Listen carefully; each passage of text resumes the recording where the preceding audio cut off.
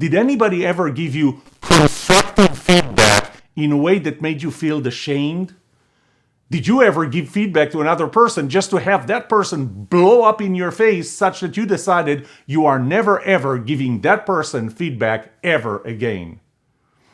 High trust organizations, people feel 74% less stress, 106% more energy, and 76% more engagement. You know why? Because they also feel 106% more comfortable giving feedback and 76% more comfortable receiving feedback. High trust organizations is where you have the meeting. You don't have the meeting before the meeting after the meeting. You only have the meeting during the meeting. This is when you say, great job, and really mean it. In this video, I'm going to give you 5 tips on giving feedback like you really care. If you find value in this video, like it, subscribe to my channel, and get notified when I release new videos like this. Hi, I'm Yoram Solomon. I am the author of the Book of Trust and the book, Can I Trust You? 67 plus 1 Habits that will make you a trustworthy team member.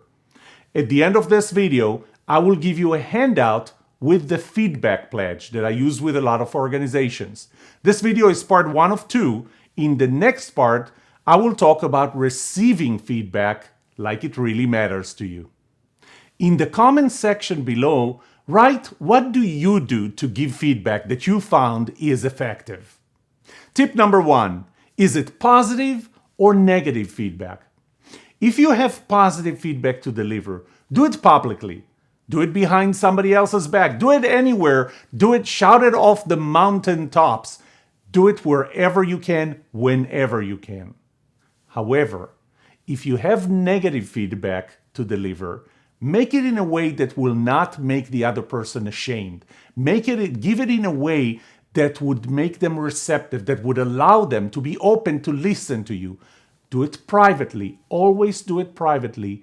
Never ever do it behind somebody else's back. If you have something negative to tell me, say it to my face, say it privately.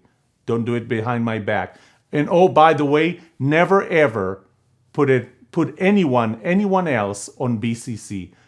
Even if it's positive, never put somebody on BCC. And the reason for that is, imagine what you feel when you get an email from me somehow giving you feedback, reflecting on your work, even if it's positive, and all of a sudden somebody else responds to that email. Your boss responds to that email, even though you did not see them on the to line or on the CC line.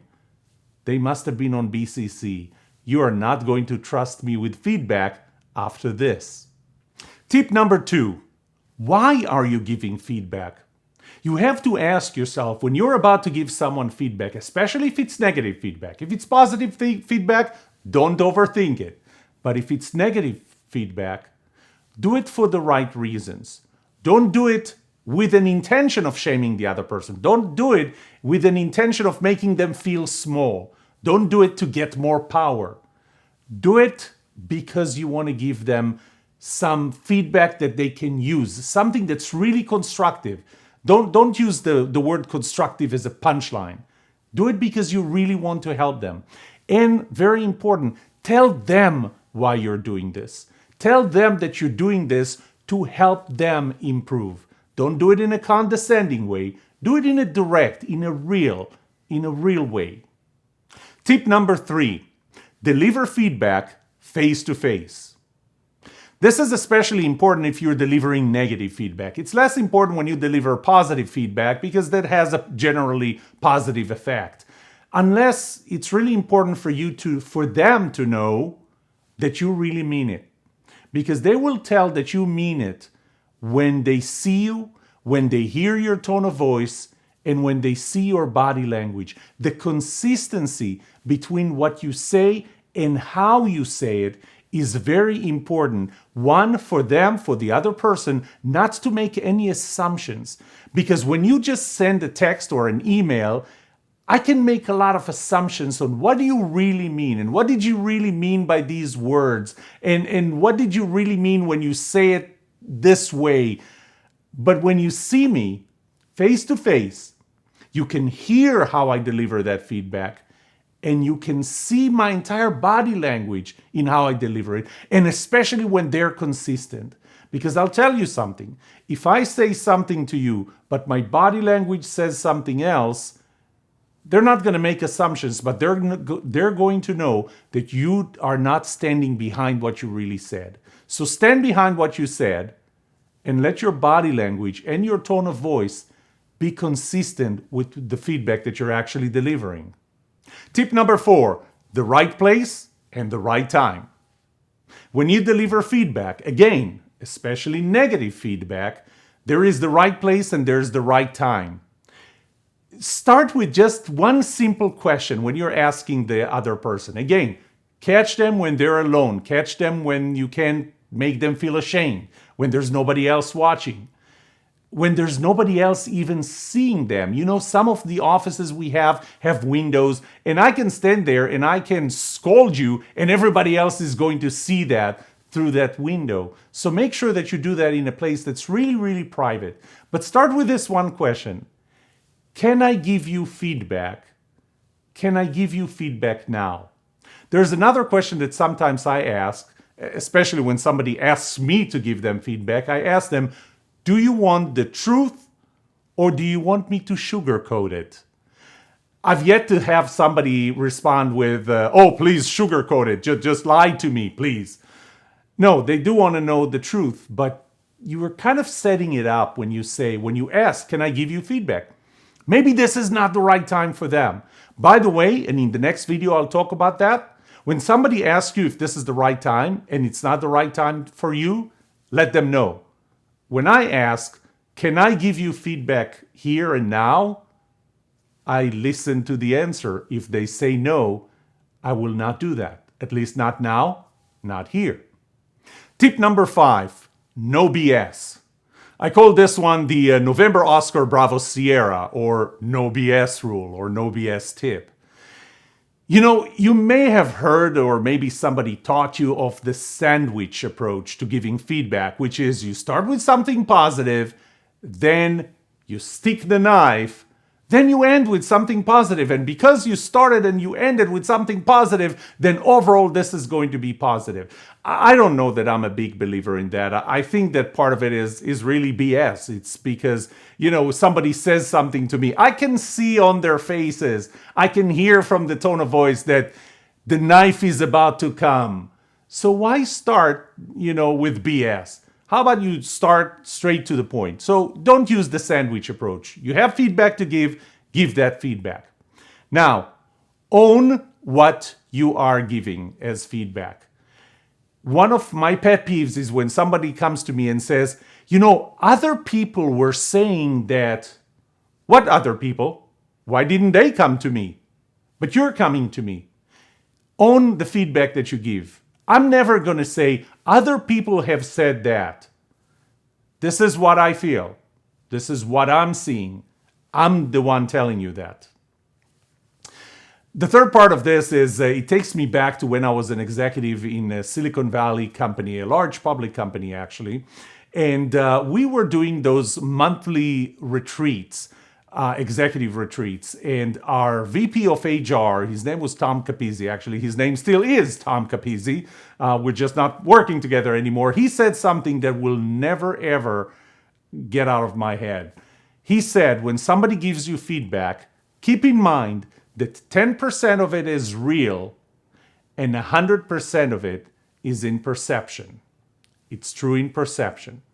When you give someone feedback, try and base it as much as you can on real things, on real facts. But if you don't have a real fact or anything like that to provide, tell them that this is your perception. Tell them, maybe what I'm giving you now is not 100% real, but this is how I perceive things, and I think you should know.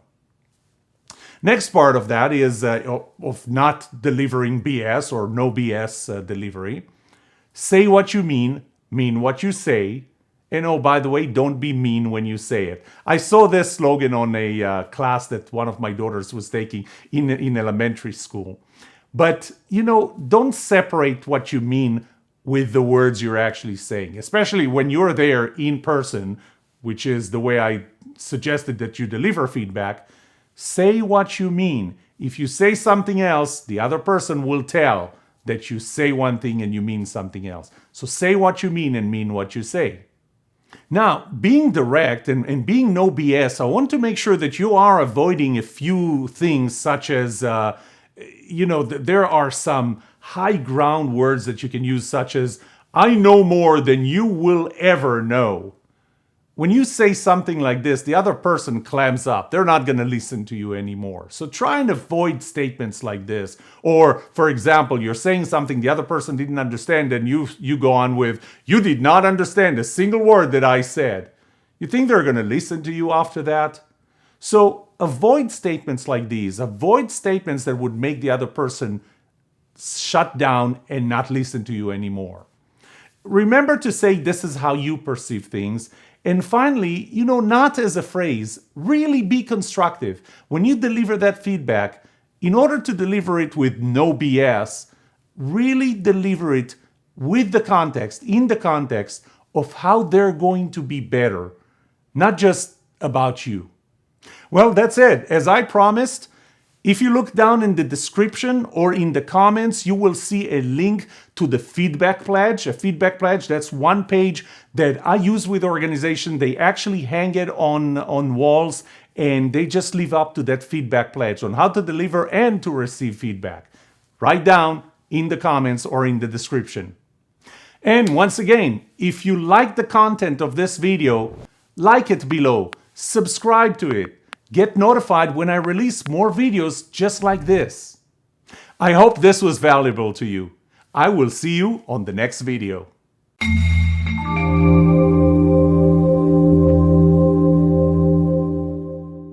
The answer to these two questions will have the biggest impact on your personal or professional success or failure.